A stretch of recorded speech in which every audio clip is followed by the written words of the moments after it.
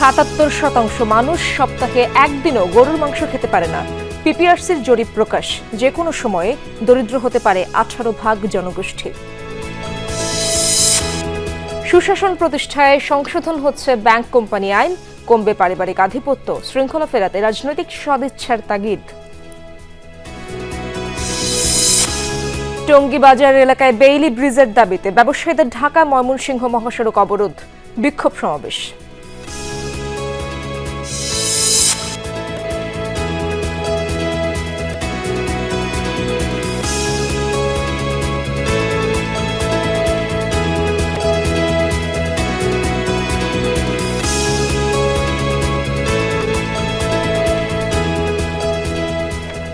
আমন্ত্রণ বিজনেস টুডেতে, আপনাদের সাথে আছি আমি ইশরাত জাহান।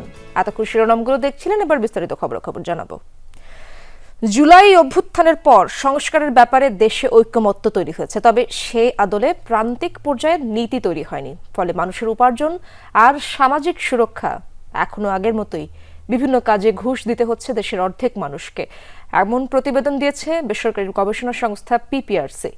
সকালে সংবাদ সম্মেলনে সাবেক উপদেষ্টা ডক্টর হোসেন জিল্লুর রহমান বলেন, মূল্যবোধের চর্চা না বাড়লে দেশে বড় পরিবর্তন আনা কঠিন। অন্তর্বর্তী সরকারের এক বছরে বাংলাদেশের অর্থনীতি খাদের কিনারা থেকে ঘুরে দাঁড়ানোর চেষ্টা করেছে। শুরুর ভয়াবহতা কাটিয়ে রিজার্ভ কিছুটা স্থিতিশীল, বেড়েছে রপ্তানি, শৃঙ্খলা ফেরানোর চেষ্টা আছে আর্থিক খাতে, যদিও নিত্যপণ্যের দর নিয়ে মানুষের হতাশা কাটেনি। প্রথমে স্টোরি লাইনটা বললাম এই জন্য। সোমবার power and participation research centre পিপিআরসির জরিপে উঠে আসে এসব বাস্তবতা। সংস্থাটি বলছে, জুলাই গণ অভ্যুত্থানের পরেও নীতি সংকট কাটেনি। দেশে মাথাপিছু আয় বেড়েছে, তারপরও মাত্র 8,500 টাকা উপার্জন 10 ভাগ মানুষের। 40 ভাগ মানুষের কামাই 15,000 টাকার আশপাশে। ফলাফল, সপ্তাহে একদিনও গরু কিংবা মুরগির মাংস জুটছে না অনেকের পাতে। যে কোনো সময় দরিদ্র হয়ে যেতে পারে 18 ভাগ জনগোষ্ঠী। ক্রনিক ইলনেস, এটা বার্ডেনটা। 2 নম্বর হচ্ছে এই যে ফিমেল হেডেড হাউসহোল্ডস, এদের দিকে নজর দিতে হবে। এরা হচ্ছে একদম সবার নিচে পড়ে আছে। একটা রাইজিং ডেট বার্ডেন, এটা আমরা দেখতে পাচ্ছি, সেটাও একটা বড় ধরনের ইস্যু। ক্রিপিং, মানে ব্যাপক হয় নাই, কিন্তু it's a creeping food insecurity. এ সময় সামাজিক সুরক্ষা কর্মসূচির সমালোচনা করেন ডক্টর হোসেন জিল্লুর রহমান। বলেন, দারিদ্র্যের সংজ্ঞা নিয়ে বিভ্রান্তি আছে, তাই উপযুক্ত না এমন অনেক মানুষ সরকারি ভাতা পাচ্ছে।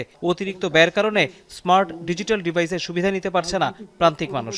আরও জানান, গত এক বছরে ঘুষের পরিধি কমেছে, তবে বন্ধ হয়নি, আর এটি গ্রহণে সবচেয়ে এগিয়ে পুলিশ আর রাজনীতিবিদরা। 4% বলছে কমেছে, বাট নিয়ারলি হাফ কিন্তু এখনো রিপোর্ট করছে যে এটা দিতে হচ্ছে। কাকে দিতে হয়? স্থানীয় মাস্তান, রাজনৈতিক নেতা, পুলিশ, সরকারি অফিস, কোর্ট ইত্যাদি ইত্যাদি। ঘুষ দিচ্ছে ঝামেলা আরবার জন্য। এখানে কিন্তু আবার অগাস্টের পরে এটা আরও বেড়ে গেছে প্রকোপটা। আগে ছিল 22, এখন হয়ে গেছে প্রায় 31। গত মে মাসে 8,067টি পরিবারের প্রায় 33,000 মানুষের উপর এই জরিপ পরিচালনা করে পিপিআরসি। আমরা যদি হাইয়েস্ট 2022 এর সাথে কম্পেয়ার করি, তৌহিদ হোসেন, যমুনা নিউজ, ঢাকা। সংশোধন করা হচ্ছে ব্যাংক কোম্পানি আইন। প্রস্তাবিত আইনে পরিচালকের সংখ্যা কমানোর পাশাপাশি পারিবারিক আধিপত্যও কমানো হবে। নতুন আইনে এক পরিবার থেকে 2 জনের বেশি পরিচালক হতে পারবেন না। পরিচালকের মেয়াদ কমিয়ে আনা হচ্ছে অর্ধেকে। ব্যাংকিং খাতে সুশাসন প্রতিষ্ঠায় আইন সংশোধনের কারণ বলে জানিয়েছে বাংলাদেশ ব্যাংক। বিশ্লেষকরা বলছেন, ব্যাংকিং খাতে শৃঙ্খলা ফেরাতে আইন সংশোধনের পাশাপাশি রাজনৈতিক সদিচ্ছাও প্রয়োজন। গত 1.5 দশকে সবচেয়ে বেশি জালিয়াতি হয়েছে ব্যাংকিং খাতে। বেশিরভাগ অনিয়মের মূলে রয়েছে পরিচালনা পর্ষদের হস্তক্ষেপ এবং পারিবারিক আধিপত্য। এ খাতে শৃঙ্খলা ফেরাতে নানামুখী উদ্যোগ নিয়েছে বাংলাদেশ ব্যাংক। এরই অংশ হিসেবে সংশোধন করা হচ্ছে ব্যাংক কোম্পানি আইন। প্রস্তাবিত আইনে সবচেয়ে বেশি পরিবর্তন আনা হচ্ছে পরিচালনা পর্ষদে। পরিচালকের সংখ্যা 20 থেকে কমিয়ে নামিয়ে আনা হচ্ছে 15 জনে। এর মধ্যে স্বতন্ত্র পরিচালক হবেন 8 জন। একই পরিবার থেকে 2 জনের বেশি পরিচালক হতে পারবে না। টানা 6 বছরের বেশি কেউ পর্ষদ সদস্য থাকতে পারবে না। ব্যাংকের চেয়ারম্যান হবেন স্বতন্ত্র পরিচালক। পরিবারের সংজ্ঞায় যুক্ত হচ্ছে শ্বশুরপক্ষ। বাদ দেওয়া হচ্ছে ইচ্ছাকৃত ঋণখেলাপির বিধান। বোর্ডের যে সাইজটা আছে সেটাকে কিভাবে একটা অপটিমাম সাইজে নিয়ে আসা যায় এবং বোর্ডের মেয়াদটার একটা সীমারেখা তৈরি করা এবং বোর্ডের মধ্যে পরিবারের অংশগ্রহণটাকে নিয়ন্ত্রণ করা, এগুলোই আমাদের মূল উদ্দেশ্য। এবং আলটিমেটলি এইটা যদি আমরা নিতে পারি, তাহলে যে কর্পোরেট সুশাসন যেটা বলছি ব্যাংকিং এতে সেটা আসবে। ব্যাংক কোম্পানি আইন সংশোধনের উদ্যোগকে ইতিবাচক হিসেবে দেখছেন বিশ্লেষকরা। বলছেন এর মাধ্যমে পরিচালনা পর্ষদে ভারসাম্য প্রতিষ্ঠিত হবে, তবে স্বতন্ত্র পরিচালকদেরও জবাবদিহিতার ব্যবস্থা থাকতে হবে বলেও মনে করেন বিশ্লেষকরা। পরিচালনা পরিষদে পারিবারিক আধিপত্য কমানো এবং ইন্ডিপেন্ডেন্ট ডিরেক্টর, স্বাধীন স্বতন্ত্র পরিচালক নেওয়ার উদ্যোগ নেওয়া হয়েছে।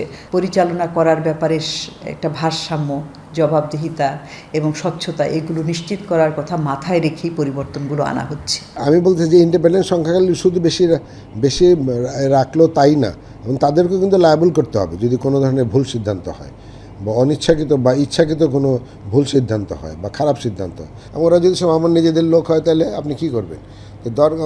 সুতরাং শুধু নাম্বার বাড়াইলে হবে না, তাদেরকে অ্যাকাউন্টেবল করারও ব্যবস্থা রাখতে হবে। শুধু আইন করে ব্যাংকিং খাতে শৃঙ্খলা ফেরানো যাবে না, এজন্য রাজনৈতিক সদিচ্ছা জরুরি বলেও মন্তব্য করেন বিশ্লেষকরা। পলিটিক্যাল কমিটমেন্ট যদি না থাকে আপনি এইগুলো কোনোটা করে আটকে রাখতে পারবেন না। যে পলিটিক্স উইল পেনিট্রেট। আপনি চান নৈতিক পরিবর্তন, কিন্তু সে পরিবেশ ক্রিয়েট করলেন। সুতরাং মানুষ তো অনৈতিক পরিবেশের মধ্যে অনৈতিক কাজকর্মগুলো বেশি করে। সুতরাং আপনাকে পরিবেশ ক্রিয়েট করার জন্য এগুলো হেল্পফুল হবে ডেফিনেটলি। ভালো শক্তিশালী আইন হচ্ছে প্রাথমিক পদক্ষেপ, এটা ছাড়া হবে না। আপনি ভালো লোক আছে কিন্তু আইনের দুর্বলতা আছে, ও তো কিছুই করতে পারবে না তারা।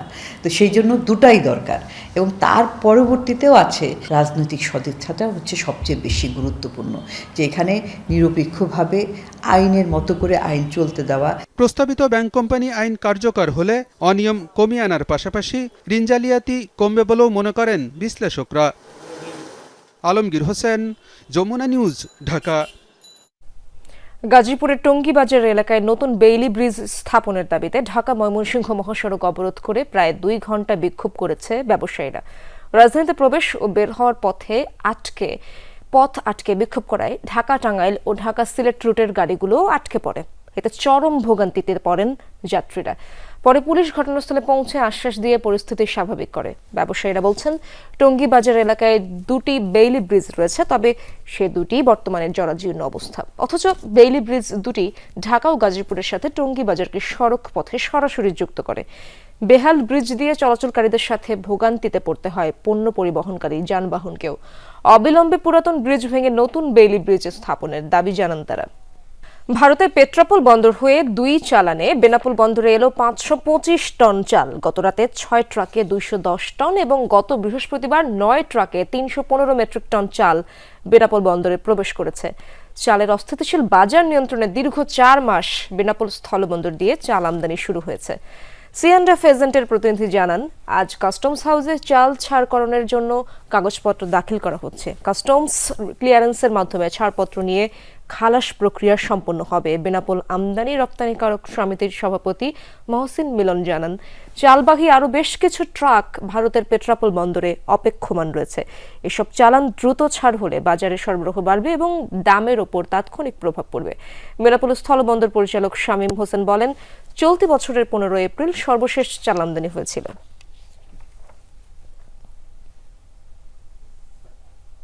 দর্শক, বেনাপোল স্থলবন্দরের পরিস্থিতি জানার চেষ্টা করবো আমার সহকর্মী কামাল হোসেনের কাছ থেকে। কামাল, চাল আমদানি তো শুরু হয়েছে, বন্দরের চাল আমদানির গতি কেমন দেখছেন এবং যে সকল চাল আমদানি করা হয়েছে সেগুলো খালাস প্রক্রিয়া কেমন চলছে?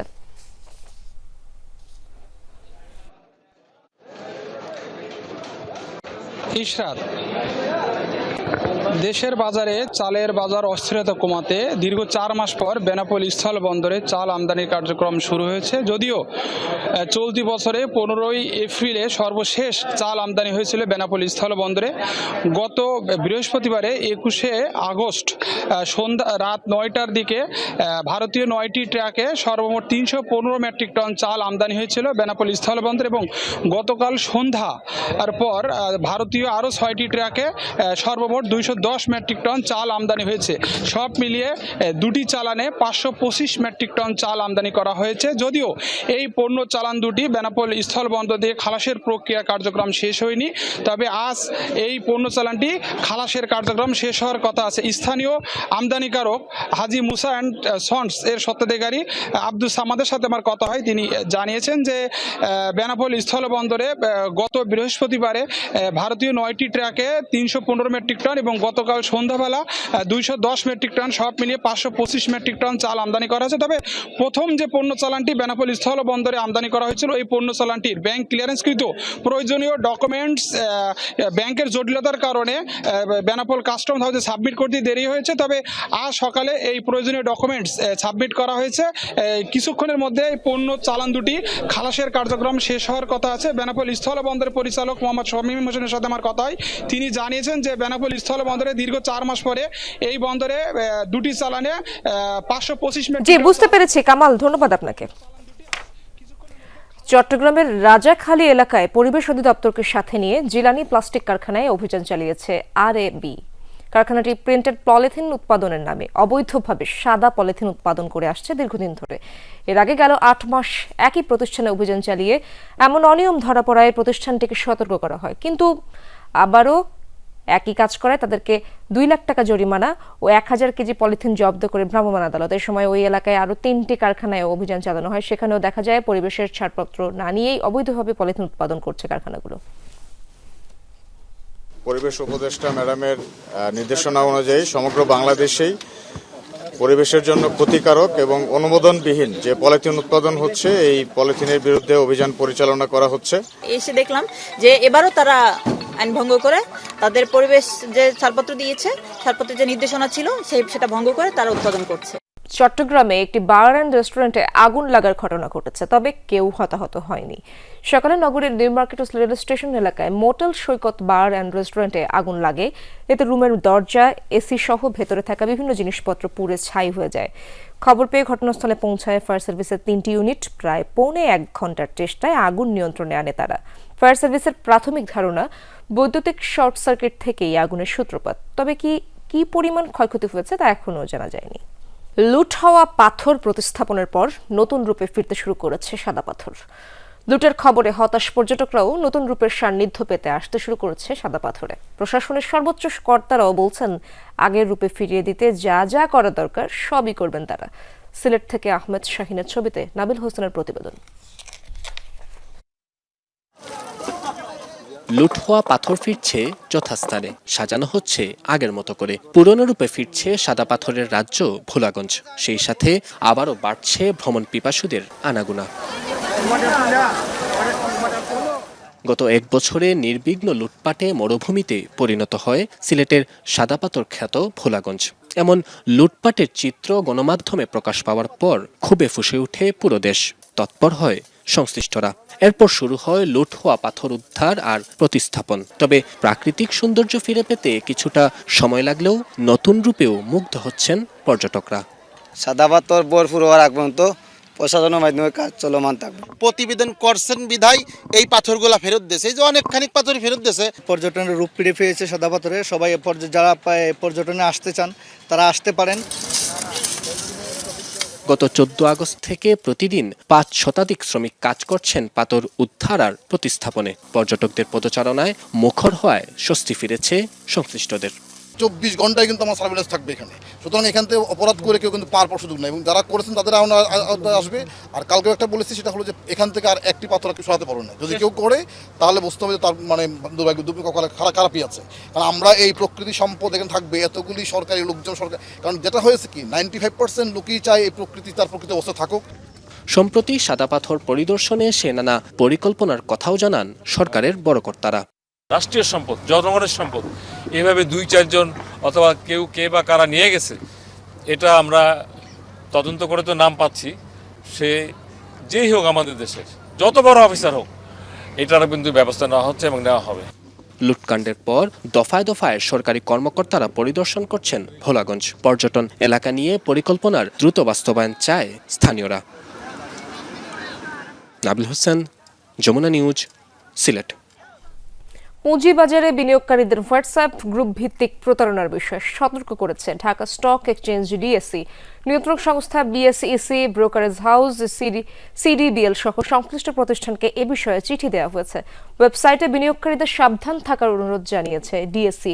এ বিষয়ে গোয়েন্দা সংস্থার তৎপরতা অব্যাহত রয়েছে। ডিএসসি কর্তৃপক্ষ বলছে শেয়ার বা সিকিউরিটিজ লেনদেনের একমাত্র বৈধ মাধ্যম হল ডিএসসি ও সিএসসির অনুমোদিত ব্রোকারেজ প্রতিষ্ঠান এবং ডিএসসি মোবাইল অ্যাপ। এর বাইরে বৈধ কোনো প্ল্যাটফর্ম নেই। অন্য কোনো প্ল্যাটফর্ম বা ব্যক্তি যদি অতিরিক্ত মুনাফার প্রলোভন দেখায় তবে তা প্রতারণা ছাড়া কিছুই নয়। সংবাদ বিজ্ঞপ্তিতে বিনিয়োগকারীদের উদ্দেশ্যে বলা হয়েছে, পুঁজি আপনার, বিনিয়োগও আপনার। তাই অসাধু চক্রের ফাঁদে পড়ে কষ্টার্জিত অর্থ বিনিয়োগ করে প্রতারিত হবেন না। সবসময় জেনে বুঝে বিনিয়োগ করুন এবং প্রতারণা থেকে দূরে থাকুন। দর্শক, এই ছিল বিজনেস টুডের এখনকার আয়োজনে। এতক্ষণ যারা সঙ্গে ছিলেন সবাইকে ধন্যবাদ।